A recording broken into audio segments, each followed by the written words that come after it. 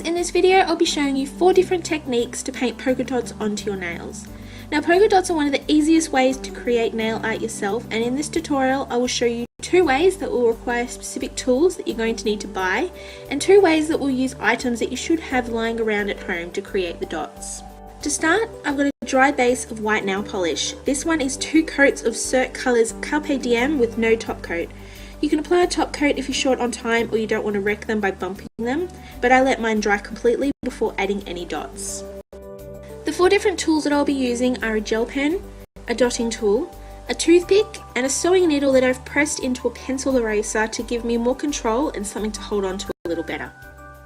First up is the Uniball Signo gel pen. I got mine from Officeworks here in Australia, but they are available worldwide, so check your local office supply or stationery store for them.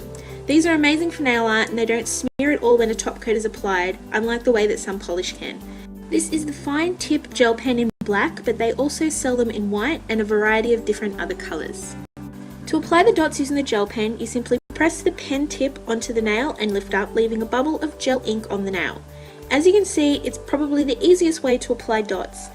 You'll need to be careful that you don't touch the ink before it dries completely, as it will smear while it's still wet, and to check if it's dried you can lightly touch your fingertip to the ink, and if it's dried it won't transfer onto your skin. So you can go ahead and add a top coat.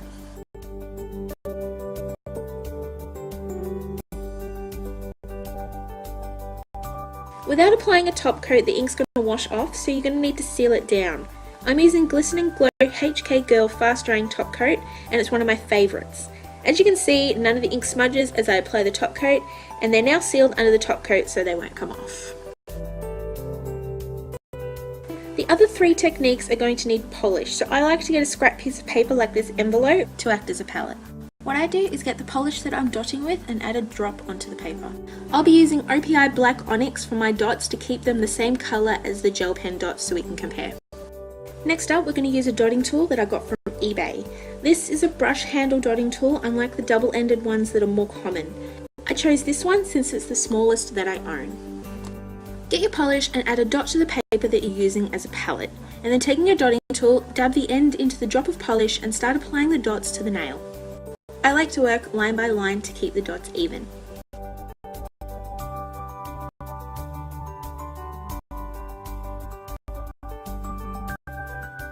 It's at this point that the polish drop started to dry out for me, so I don't want to use it too much longer or it will start leaving strings of polish on my nail. Here you can see how stringy the polish can become, so if you continue to use it the dots will be messy. So get your polish and add another dot to continue from.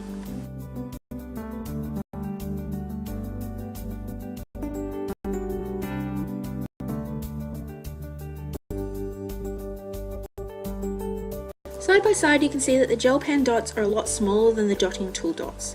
You can create smaller dots with a dotting tool, but that requires a lot more of an expert level of dotting, in which you slightly press the polish to the nail and pull away without actually touching the dotting tool to the nail. Here is the size I was doing on my nail, and here is the smaller, more advanced dots. You can really see the difference between the full press and the slight touch of the dotting tool in the size of the dots.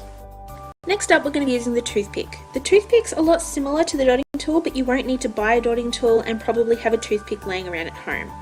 Add a new drop of polish to the paper and apply the dots in the same way that you did with the dotting tool. As you can see, the dots are varied in size, with some being small and the others being larger. I don't like this technique personally because it's harder to remove the polish from the end of the toothpick than it is the dotting tool. The dotting tool is metal, so it's able to be cleaned in polish remover as you go, but the toothpick you can only wipe off the excess polish, so it makes the end change size slightly.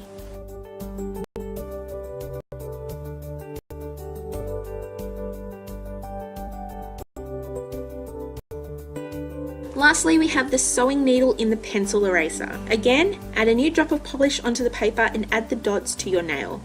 The result is basically the same as the toothpick, I think, in that the dots are varying size.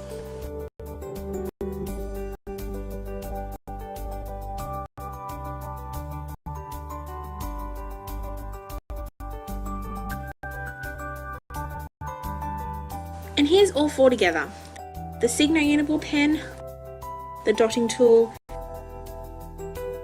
the toothpick, and the sewing needle. The pen's my favourite by far. It's less messy, it's easier to use, and it creates the most even polka dots.